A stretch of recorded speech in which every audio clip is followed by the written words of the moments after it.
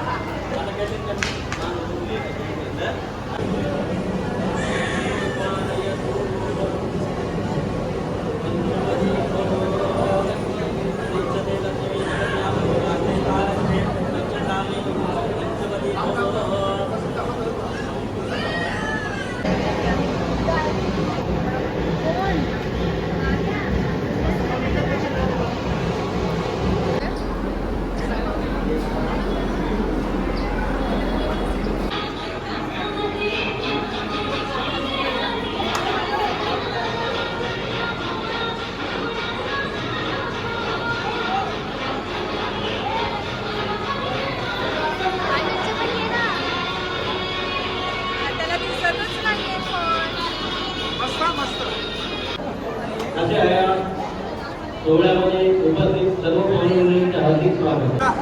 जेवण करून येऊ. जेवण करून येऊ. अरे मला माहितीच नव्हतं हे अचानक बोले. तिथे शाळेचा डान्स आलेला. कॉलेजचा सॉरी.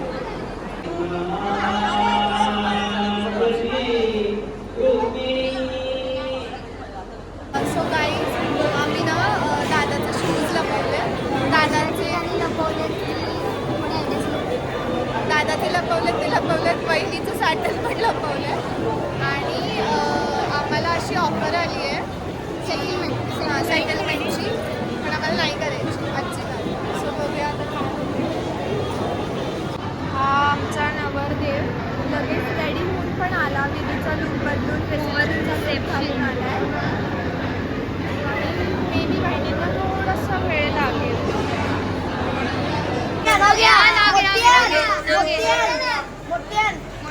आणि हे नाव रिपीट नाही झालं पाहिजे पुढे. येस. अच्छा. हां नाही व्हायला पाहिजे. घ्या त्याशिवाय नाही सोडणार. कमॉन वहिनी. तू कशाला सांग.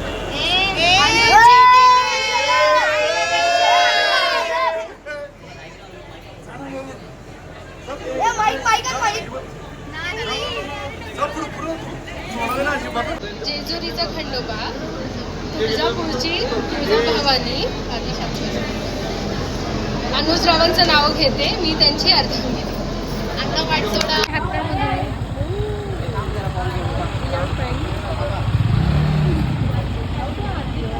करवली पण काचा उघडा काचा उघडा काचा उघडा.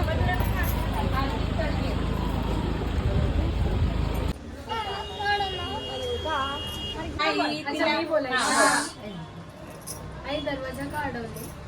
काय म्हणायचं माझी कामं करशील का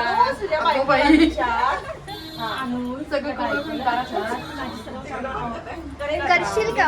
ऐकेल काय सांगितलेलं ऐकेल का मी बस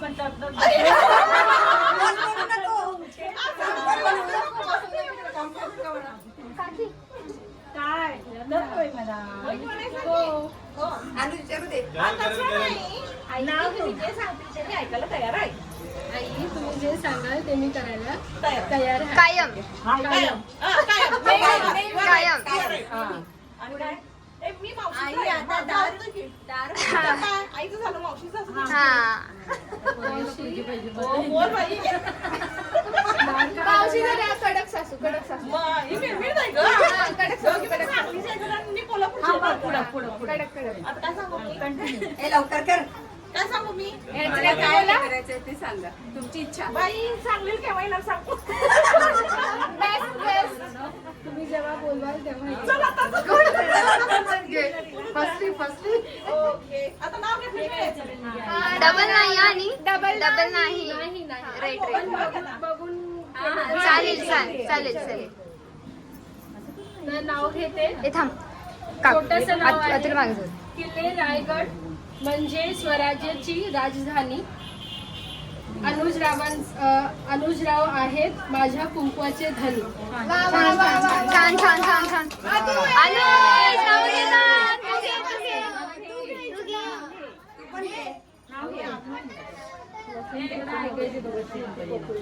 सांगून देते कशी सासू ओ सासू सासू कशी ओ कडक सासू नरम झाली नरम झाली नाव घेणारे अनेक वसंत ऋतूमध्ये जशी येते कोकिळ्याची चाहूल तशी अनुजरावांच्या घरामध्ये टाकते पहिले पाऊल.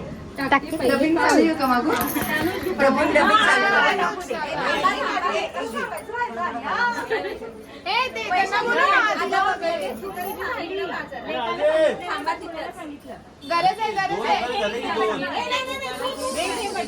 तिला पाऊल टाकू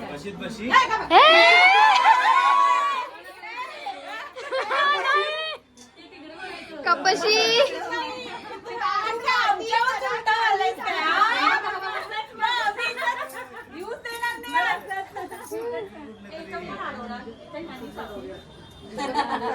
उजव्या पायाने ढकल स्लोली हे कर वेलकम परत ठेव ना ती दुसरा पण ठेव साडीवर घे हा पहिला उजवा टाक त्याच्यातला ठेवते पण हा आता उजवाच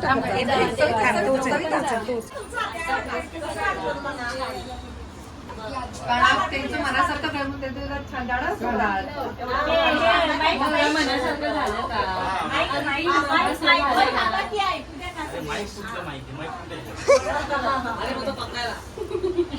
फक्त ऍक्टिंग तिला देते ही मला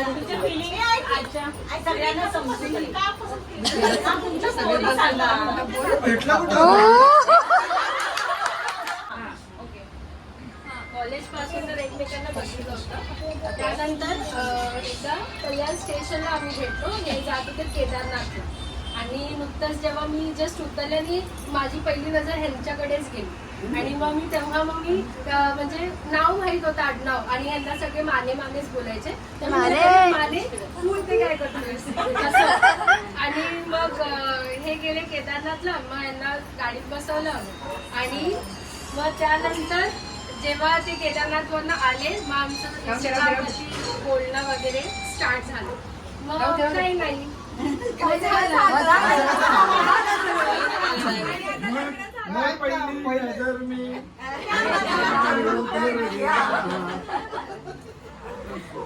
पहिला प्रपोज कोणी केलं प्रपोज नाही झाला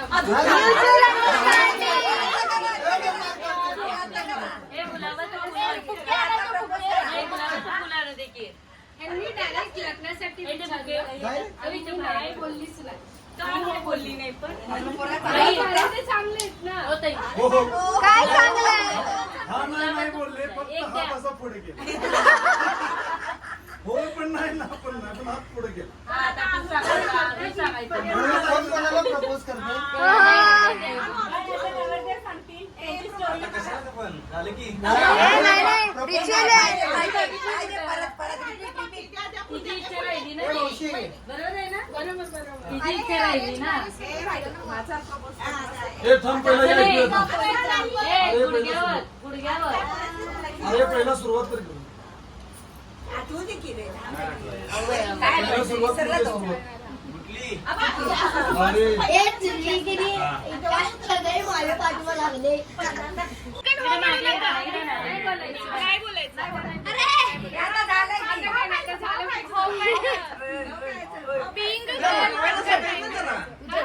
मनवायला सांगायचं अरे लाईट लावली काय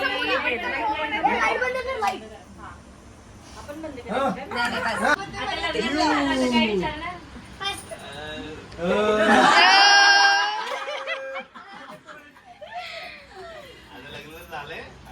सोबत राहा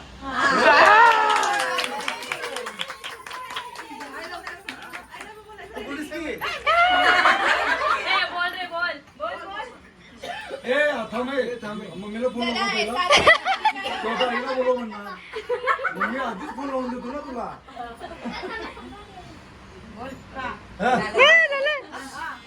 ए आको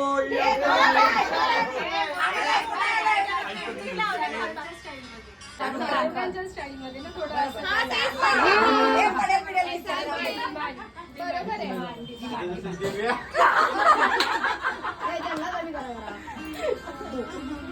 बॅकग्राऊंड म्युझिक पण आहे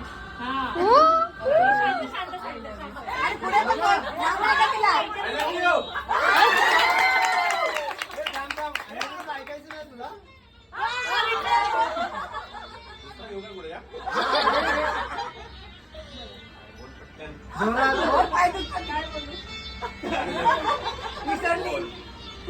विसरली बोल हा विसरली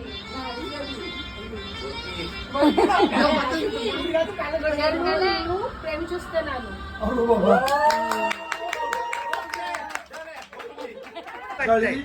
लेफ्ट आणि राईट करत नव्हतं तू सस्पेंड मला पण करत नव्हता पण मला एवढं माहित होतं खरंच घडतंय आणि मला सांगायचं की राईट घ्या तरी पण मी लेफ्ट घेतो आणि काय ते खरंच घडतंय हे म्हणजे त्याला विश्वास नव्हता माझं लग्न चाललंय म्हणजे ते आहे पण ते बोलतात ना हे जेवढा पण आमचा हा प्रवास आलाय कधी आम्ही खूप असं एकमेकांवरती एवढा विश्वास पण आहे आणि खूप काही जस्ट असं इमेजिन मामा समजले जस्ट इमेजिन मामाला समजलं जस्ट फोन केलता याने अरे बापरे शूटिंग कर म्हणून सांगितलं मला ठीक आहे बघते मी बघितलं तू रडला असशील ओ बघितलं नाही बोलायला होते ना माझ्याकडे पैसे तिकडे मंदिरात ठेवायला हो ते फक्त वाहन होतं रे नाही ती पहिली परीक्षा होती ठेवतोय काय मधून मला हेच दिसलं आणि हेच नाही. दिसलं माझ्या तोंडात. नाही पण मज्जा काय म्हणायचे ठेवल्यानंतर प्रसाद येतो ना परत मग 30 सेकंड मुलाखत चाय पे क्या कॉफी पे गेट के बाहर या अंदर टेरेस पर. गेट के बाहर ही. 15 जणांना घेऊन गेलो सोबत मला फिरायला म्हणजे विश्वास किती होता 4 गाड्या एक 4 व्हीलर पावसात आम्ही फिरलो मलंगडला जाऊन आलो तिला तरी सोडलं ह्यो आम्हाला टेन्शन आपल्यालाच नाही. आणि आई काय आणि येताना गाडीचं पेट्रोल संपलं माझी बॅग ते नाही संपलं नव्हतं हे संपवलं. संपवलं. हे थोडंच घातलं असेल ते तर. संपलं त्यानंतर मग आम्ही 4 व्हीलर मध्ये गेलो, मग सगळे 4 व्हीलर मध्ये होतो. मग जाता जाता हिचं घर लागतं ते हिला सोडलं, आम्ही घरी गाड्या नाही गाडी आणायला. म्हणजे सगळ्यात लाडके मामा म्हणजे गणेश मामा. गणेश मामा माझ्याशी रुसलाय, गणेश मामा माझ्याशी बोलत नाहीये. त्याचा फोन आला की तो हेच बोलतो की गावी कधी येणार, भेटायला कधी येणार, हेच सगळं असतं. आणि म्हणजे मला असं धाक बोलतात ना, एक मामा आहे जो तुला खूप प्रश्न करणार, तो तुला खूप काय विचारणार तुझ्या म्हणजे ना जॉब बद्दल सगळ्या गोष्टी. म्हणजे तो सगळ्यात मोठा मामा रवी मामा. आणि नुकतंच तसं झालं, मी पहिल्यांदा रवी मामाला भेटले आणि त्यांना ह्यांनी जे कन्सेप्ट डोक्यावर टाकलं तसंच होतं. आणि मामी बद्दल जे मला सांगितलं होतं ते अगदी तसं होतं. म्हणजे त्याच्यामध्ये एवढा पण कमी नाही आणि एवढाही जास्त नाही, एकदम तसंच. म्हणजे मामी एकदम सपोर्टिव्ह. ते मी त्यांना पहिल्याच दिवशी समजून घेतलं होतं. त्या खूप सपोर्टिव्ह आहेत म्हणजे कोणत्याही बाबतीत. आणि रवी मामा स्ट्रिक्ट आहेत. आणि अमर मामांबद्दल पण बोलले. आम्हाला म्हणजे दोन्ही कडे गणेश मामा आले. सगळं झालं.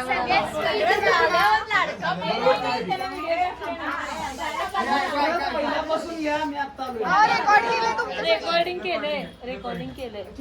आता परत अमर मामा. हा, start. आणि खूप म्हणजे फ्रेंड सारखेच आहेत. हा म्हणजे हे असे बोलले होते मला एकदा, पण जास्त विषय मामांचा निघत आहे. आणि कधी आधीमध्ये फोन आला, मावशीचा फोन आला किंवा काय, आता बरेच नावं येतात. मग जेपर्यंत भेट नाही होत तेपर्यंत कळून नाही येत. आता हळूहळू भेटी होईल आणि कळून पण येणार की सांगून द्या कोण कोण कोण कोण आहे. हा बस तेवढंच. आणि एकच बोलतात की आमची फॅमिली खूप मोठी आहे आणि जेव्हा तू घरी येशील, तू इथे आल्यानंतर तुला एक नवीन आयुष्य म्हणजे बोलतात ना ते भेटेल. कारण की घर खूप मोठं आणि सगळे सपोर्टिव्ह होईल. म्हणजे कोण असं वेगळं असं कोण नाहीये, सगळे सपोर्टिव्ह. बस एवढंच बोलतो. माझ्या बोलण्यातून किंवा दिवसभरात कसा काय वाटतं याबद्दल तू काय सांग. नुसता चांगला म्हणायचा नाही आणि गोड पण म्हणायचं नाही. वाट म्हणजे काय म्हणायचं नाही. ओळखणार पण नाही आपल्याला. थोडक्यातच तो द्या काय सविस्तर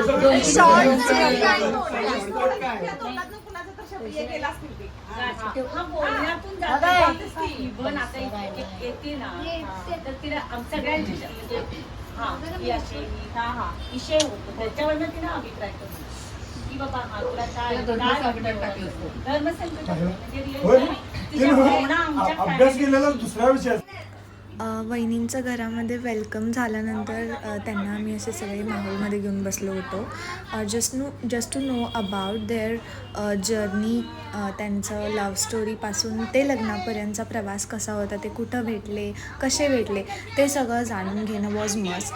so everyone was so excited to know about their journey. तर ते वहिनी आम्हाला सांगत होत्या, दादा पण सांगत होता आणि फॅमिलीची ओळखसुद्धा करून द्यायचं चाललं होतं. आणि वहिनीने खूप सरप्रायझिंगली गोष्टी सांगितल्या. आणि त्यानंतर मग अदू आली आणि अदूनी पण खूप लग्नात एन्जॉय केलं आणि तिच्याशिवाय हा व्लॉग नाहीच होऊ शकला असता. सो असा हा दादाच्या लग्नाचा दिवस खूप भारी गेला. आणि त्यानंतरचे व्लॉग्स पण येतील, अजून 2 व्लॉग्स येतील. सो बघत राहा, डू वॉच अँड सबस्क्राईब.